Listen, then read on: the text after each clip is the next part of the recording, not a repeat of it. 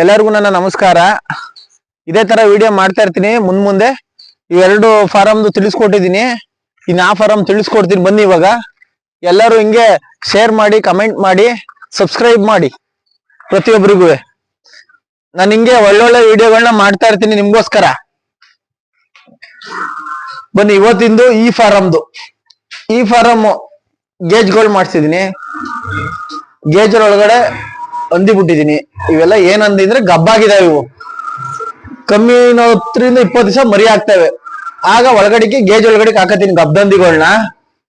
10ರಿಂದ 20 ದಿವಸದಿಂದ ಮರಿ ಆಗ್ತವೆ ಎಲ್ಲ ಪೂರ್ತಿ. ಬನ್ನಿ ನೋಡ್ತಾ ಬನ್ನಿ. ನೋಡಿ ಮರಿ ಹಾಕಿದೆ. ಮರಿ ಹಾಕಿರೋದು ಎಲ್ಲ ಉಳ್ಕೊಂಡಿಲ್ಲ. 6 ಉಳ್ಕೊಂಡೈತೆ. 8 ಹಾಕಿತ್ತು, 6 ಉಳ್ಕೊಂಡೈತೆ. ಒಂದು ಏನೋ ಒಂಚೂರು ಮಿಸ್ ಆಗಿತ್ತು, ಕಾಲಕೈನ ಏನೋ ಪ್ರಾಬ್ಲಮ್ ಆಗಿತ್ತು. ಇನ್ನೊಂದು ಇದು ಮನಿ ಕಂಡೆ ಸತ್ತೋಗಿತ್ತು. ಅದರಿಂದ 6 ಉಳ್ಕೊಂಡೈತೆ. 6 ಮರಿ ಚೆನ್ನಾಗೈತೆ.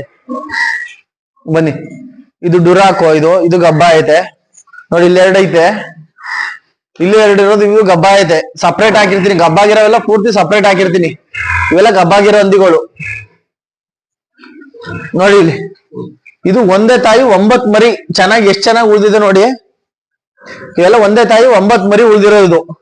ಇವೆಲ್ಲ ಡುರಾಕೋ ಇಂದ ಕ್ರಾಸ್ ಆಗಿರೋಂತ ಮರಿಗಳು. ಒಂದೇ ತಾಯಿ 9 ಮರಿ ಉಳ್ದೈತೆ. ಇದ್ ನೋಡಿ, ಇದು ಗಬ್ಬಾಗಿರೋ ಹಂದಿನಿ ಮರಿ ಇದ್ದು. ಇವಾಗ ಇಲ್ಲೆಲ್ಲ ಖಾಲಿ ಮಾಡಿದೀನಿ. ನೆಕ್ಸ್ಟ್ ಈ ಮರಿ ಹಾಕ್ತಿಗ ಇಲ್ಲಿ ಶಿಫ್ಟ್ ಮಾಡ್ತೀನಿ. ಬನ್ನಿ ತೋರಿಸ್ತೀನಿ ಈ ಹಂದಿಗಳು. ಸರ್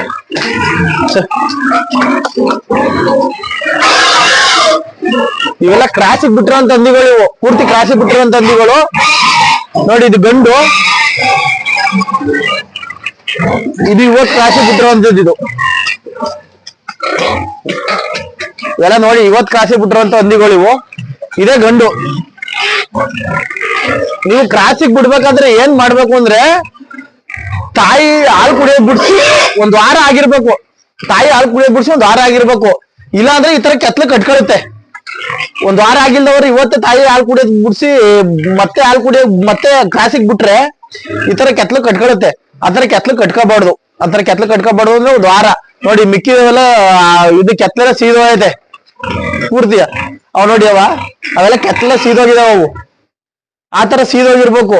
ಆ ತರ ಸೀದೋಗಿದ್ರೆ ಹಂದಿ ಕರೆಕ್ಟ್ ಆಗೈತೆ, ಕ್ರಾಸಿಗೆ ಬಿಡ್ಬೋದು ಅಂತ. ಯಾಕೆಂದ್ರೆ ಅದು ಸ್ವಲ್ಪ ಬಲವಾಗಿರುತ್ತೆ. ಇಲ್ಲ ಹಂದಿ ಹಾಲು ಕುಡಿತಿದ್ದಾಗ ಮರಿಗಳಿಗೆಲ್ಲ ಎಲ್ಲ ಈಜ್ ಬಿಟ್ಟಿರ್ತಾವಲ್ಲ ಮರಿಗಳು, ಅದಕ್ಕೆ ಹಂದಿ ಸಣ್ಣ ಆಗಿರುತ್ತೆ. ಅದಕ್ಕೋಸ್ಕರ 10 ದಿವಸ ಅದ್ರಲ್ಲಿ ಸಪ್ರೇಟ್ ಆಗಿ ಬಿಡ್ಬೇಕು. ಇದೊಂಚೂರು ಅರ್ಜೆಂಟ್ ಇತ್ತು, ಒಂದೇ ಒಂದು ಸಿಂಗಲ್ ಇತ್ತಲ್ಲ ಅಂತ ಬಿಟ್ಟಿದೀನಿ. ನೋಡಿ ಗಂಡಂದಿ ಇದು ಕೆಂದ ಹೆಂಗೈತ್ ನೋಡಿ. ಅದ್ರ ಬಗ್ಗೆನೂ ನಿಮ್ಗೆ ಹೇಳ್ತೀನಿ ಒಂದ್ ದಿವಸ.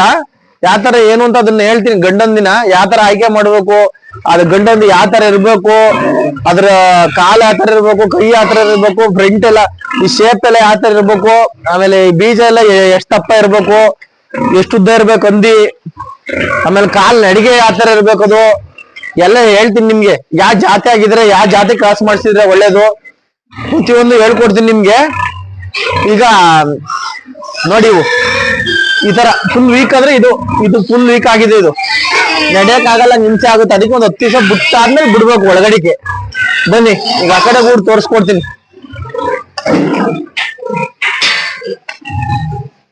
ಇವೆಲ್ಲ ಕ್ರಾಸ್ ಆಗಿರೋಂಥವು. ಕ್ರಾಸ್ ಆಗಿ ಗಂಡು ತೆಗ್ದಿದ್ದೀನಿ. ಇದ್ರಲ್ಲಿ ಗಬ್ಬಾಗಿದಾವೆಲ್ಲ ಪೂರ್ತಿ. ನೀವು ಕ್ರಾಸ್ ಆಗಿ ಗಂಡು ತೆಗಿಬೇಕು ಅಂದ್ರೆ ಕಮ್ಮಿ ಅಂದ್ರೇನು 2 ತಿಂಗಳು ಆಗಿರ್ಬೇಕು. 2 ತಿಂಗಳು ಗಂಡು ಅದ್ರೊಳಗೆ ಇರ್ಬೇಕು. ಚೆನ್ನಾಗಿರುತ್ತೆ. 2 ತಿಂಗಳಿದ್ರೆ ನಿಮ್ಗೆ ಯಾವ್ದು ಕ್ರಾಸ್ ಆಗಿದೆ, ಯಾವ್ದು ಕ್ರಾಸ್ ಆಗಿಲ್ಲ ಅಂತ ಗೊತ್ತಾಗುತ್ತೆ. ಆಮೇಲೆ ಏನೋ ಅದ್ರೊಳಗೆ ಎಲ್ಲ ಕ್ರಾಸ್ ಆಗಿಲ್ಲ ಅಂದ್ರೆ ಹೆಣ್ಣು ಒತ್ತಾಡುತ್ತೆ, ನಿಮ್ಗೆ ಗೊತ್ತಾಗುತ್ತೆ. ತೆಗೆದ್ಬಿಟ್ಟು ಬೇರೆ ಕಡೆಗೆ ಹಾಕ್ಬೋದು. ಯಾವ್ದನ್ನಾರು ಸರಿ ಅವಾಗ ಚೇಂಜ್ ಮಾಡ್ಕೋಬಹುದು ನಿಮ್ಗೆ. ನೋಡಿ ಇವೆಲ್ಲ ಕ್ರಾಸ್ ಆಗಿದಾವೆ ಹೆಣ್ಣಂದಿಗಳು. ಬನ್ನಿ, ನಾನು ಅಲ್ಲಿ ಹೇಳಿದ್ನಲ್ಲ ನೋಡಿ, ಈ ಗೂಡು ಹಿಂಗ್ ತೆಗಿಯಂಗಿರ್ಬೇಕು. ಅಲ್ಲಿ ಹೇಳ್ದೆ ನಿಮ್ಗೆ, ಆ ಗೂಡು ಸರಿಯಾಗಿ ಮಾಡಿಲ್ಲ, ಗೇಟ್ ಕರೆಕ್ಟ್ ಆಗಿಲ್ಲ ಅಂತ ಹೇಳ್ದೆ. ನೋಡಿ ಈ ತರ ಆರಾಮಾಗಿ ಹಿಂಗ್ ಫ್ರೀಯಾಗಿ ತೆಗಿಯಂಗಿರ್ಬೇಕು. ನೋಡಿ ಹಿಂಗ್ ಫ್ರೀಯಾಗಿ ಹಾಕಂಗಿರ್ಬೇಕು, ಯಾವ್ದೇ ತೊಂದರೆ ಇರಲ್ಲ.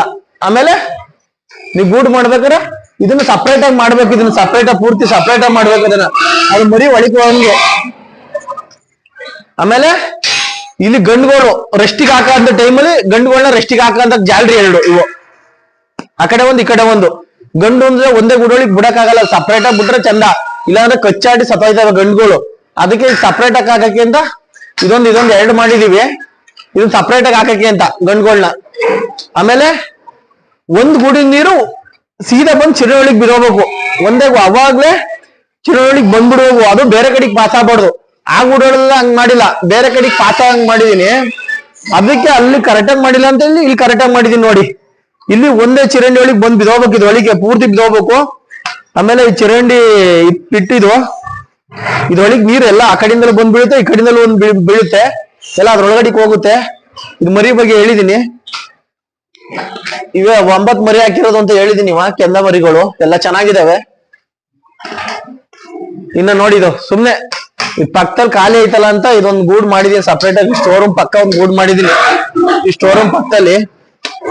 ಆಮೇಲೆ ನೋಡಿ ಇವೆಲ್ಲ ಕ್ರಾಸಿಗೆ ಬಿಟ್ರಂತ ಹೆಣ್ಣು ಇದು ಗಂಡು. ಇದು ನೋಡಿ ಗಂಡು ಹಿಂಗಿರ್ಬೇಕು, ಸೆಲೆಕ್ಟೆಡ್ ಗಂಡದು ಹೆಂಗಿರುತ್ತೆ ನೋಡಿ. ಗಂಡು ಕೆಂದ ಗಂಡು ಐತಲ್ಲ ಅದು ಗಂಡು. ಇನ್ನ ಮರಿ ಅದಕ್ಕೆ ಇನ್ನೂ ಜಾಸ್ತಿ ಆಗಿಲಿದೆ. ಫಸ್ಟ್ ಕ್ರಾಸಿಂಗ್ ಬಿಟ್ಟಿರೋದು 1 ವರ್ಷ ಆಯ್ತು ಅಷ್ಟೇ, ಕರೆಕ್ಟಾಗಿ 1 ವರ್ಷ ಆಗಿರ್ಬೋದು. ನಾನು ಚೆನ್ನಾಗಿ ಫುಡ್ ಕೊಟ್ಟಿಲ್ಲ, ಮೀಡಿಯಂ ಆಗಿ ಸಾಕಿದೀನಿ. ಚೆನ್ನಾಗಿ ಫುಡ್ ಕೊಟ್ರೆ ಇನ್ನೂ ದಪ್ಪ ಆಗುತ್ತೆ ಅದು. ಈಗ ನನಗೆ ಕ್ರಾಸಿಂಗ್ ಬೇಕು ಅಂತ ಚೆನ್ನಾಗಿ ಫುಡ್ ಕೊಟ್ಟಿಲ್ಲ, ಮೀಡಿಯಂ ಆಗಿ ಸಾಕಿದೀನಿ. ಕ್ರಾಸಿಂಗ್ ಆದ್ರೆ ಎಷ್ಟು ಫುಡ್ ಕೊಡ್ಬೇಕು ಅಂತ ಹೇಳ್ತೀನಿ. ಇವೆಲ್ಲ ಹೆಣ್ಣು ಕ್ರಾಸಿಂಗ್ ಬಿಟ್ಟಿರೋಂಥವು ನೋಡಿ. ಕ್ರಾಸಿಂಗ್ ಬಿಟ್ಮೇಲೆ ಒಂಚೂರು ಲೈಟ್ ಆಗಿ ಜಾಸ್ತಿ ಫುಡ್ ಕೊಟ್ರೆ ಈ ತರ ಚೆನ್ನಾಗಿ ಬಾಡಿ ಬರುತ್ತೆ. ಅದ್ ಗಂಡ್ ಬಗ್ಗೆ ನಾಳೆ ಇನ್ನೊಂದ್ ದಿವಸ ತಿಳಿಸ್ಕೊಡ್ತೀನಿ. ಅದ್ ಗಂಡ್ ಬಗ್ಗೆ ಒಂದು ವಿಡಿಯೋ ಮಾಡ್ತೀನಿ, ಯಾವ ತರ ಇರ್ಬೇಕು ಅಂತ ನಿಮ್ಗೆ ಹೇಳಿದ್ನಲ್ಲ ಅಲ್ಲಿ, ಅದ್ರ ಬಗ್ಗೆ ವಿಡಿಯೋ ಮಾಡ್ತೀನಿ ಬನ್ನಿ.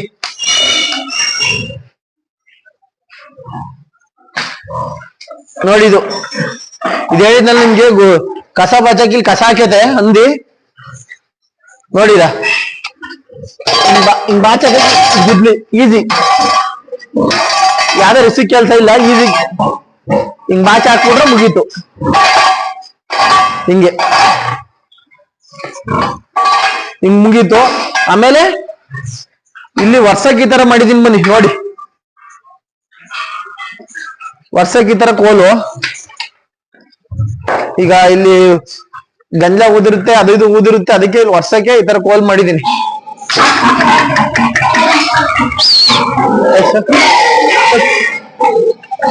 ನೋಡಿ ನಿಮ್ಗೆ ಬರ್ತಿರು ಹೋಗುತ್ತೆ ಎಲ್ಲ ಪೂರ್ತಿ ನೀಟಾಗಿ.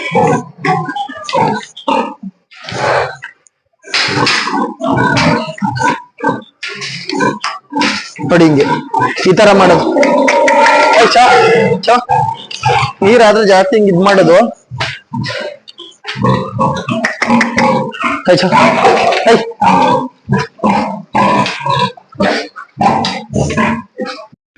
ನೋಡಿ ಈ ತರ ಎಲ್ಲ ವರ್ಷ ಆದ್ಮೇಲೆ ಪೂರ್ತಿ ಡ್ರೈ ಆಗುತ್ತೆ. ಪೂರ್ತಿ ಅಂತ ತಲೆ ಕೆಡ್ಸ್ಕೊಳಂಗಿಲ್ಲ, ಈ ತರದ್ ಒಂದ್ ಇಟ್ಕೊಂಡ್ರೆ ಸಾಕು, ನೀ ಡ್ರೈ ಆಗುತ್ತೆ.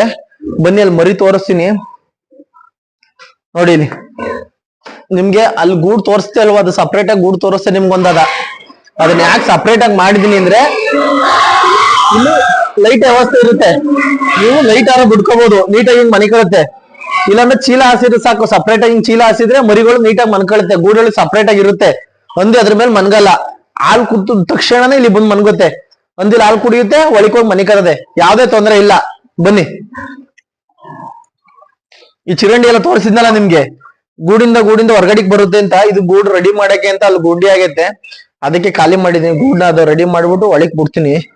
ಇದು ಚಿರಂಡಿ ನೋಡಿದ್ರಲ್ಲ ಇದು ಪೂರ್ತಿ. ಆಮೇಲೆ ಇದು ಗುದ್ಲಿ, ನೀವು ವೆಲ್ಡಿಂಗ್ ಶಾಪಿಗೆ ಹೋದ್ರೆ ರೆಡಿ ಮಾಡ್ಕೊಡ್ತಾರೆ, ನಿಮ್ಗೆ ಯಾವ್ದೇ ತಲೆನೋವು ಇರಲ್ಲ. ವೆಲ್ಡಿಂಗ್ ಶಾಪಿಗೆ ಹೋದ್ರೆ ನಿಮ್ಗೆ ಕೇಳಿದ್ರೆ ಸಾಕು, ಈ ತರ ಮಾಡ್ಕೊಡಿ ಸರ್ ಅಂತ ಅಂದ್ರೆ ಆ ತರದೊಂದು ಪಟ್ಟಿ ತಗೊಂಡು ಇದೊಂದು ಪೈಪ್ ತಗೊಂಡು ರೆಡಿ ಮಾಡ್ಕೊಡ್ತಾರೆ. ಬನ್ನಿ ನೋಡಿ, ಇದು ಸಿಪಿ ಫೀಡು, ದೊಡ್ಡಂದಿಗೆ ಹಾಕಂತದ್ದು, ತಾಯಿಗೆ ಕೊಡುವಂತ ಫೀಡ್ ಇದು.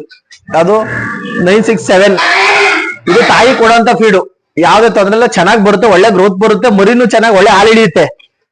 ಆಮೇಲೆ ಇದು ಮರಿಗೆ ಹಾಕಂತ ಫೀಡ್. ಇದು ಮರಿಗೆ ಹಾಕಂತ ಫೀಡು ತುಂಬಾ ಚೆನ್ನಾಗಿರುತ್ತೆ. ಇದು ಒಳ್ಳೆ ಕ್ವಾಲಿಟಿ ಫೀಡು, ತುಂಬಾ ಚೆನ್ನಾಗಿರುತ್ತೆ, ಹಾಕ್ಬೋದು. ನಾವು ಫೀಡ್ ಉಪಯೋಗಿಸೋದಿದೆ, ಇದೇ ಫೀಡ್ ಉಪಯೋಗಿಸೋದು. ಆಮೇಲೆ ಬೀಚಿಂಗ್ ಪೌಡ್ರು ನಿಮ್ಗೆ ಚಿರಂಡಿಗೆ ಹಾಕಕ್ಕೆ ನೋಡಿ, ಎಲ್ಲಾರು ಸುಣ್ಣ ಮಾರತಕ್ಕ ಕೇಳಿದ್ರೆ ಬೀಚಿಂಗ್ ಪೌಡರ್ ಕೊಡಿ ನಮ್ಗೆ ಏನು ಕೊಡ್ತಾರೆ. ಇದನ್ನ ನೀವು ಮರಿ ಹಾಕಿದ ತಕ್ಷಣ ತೊಳೆಯಕಾರ ಯೂಸ್ ಮಾಡ್ಬೋದು. ಆಮೇಲೆ ಮರಿಗಳಿಗೆ ಚಿರಂಡಿಗೆಲ್ಲ ಹಾಕಕ್ಕೆಲ್ಲ ಯೂಸ್ ಮಾಡ್ಬೋದು. ಇಲ್ಲಿ ಚಿರಂಡಿಗಳು ಇರ್ತಾವಲ್ಲ ಅದ್ರಲ್ಲಿ ಹುಳ ಅಪ್ಪೆ ಏನು ಕೂರಲ್ಲ. ನೊಣ ಗಿಳ ಎಲ್ಲ ಮೇಂಟೈನ್ ಮಾಡ್ಬೋದು. ಇದನ್ನ ಕರೆಕ್ಟ್ ಆಗಿ ಯೂಸ್ ಮಾಡಿರೋ ನೀವು ನೊಣ ಎಲ್ಲ ಮೇಂಟೈನ್ ಮಾಡ್ಬೋದು.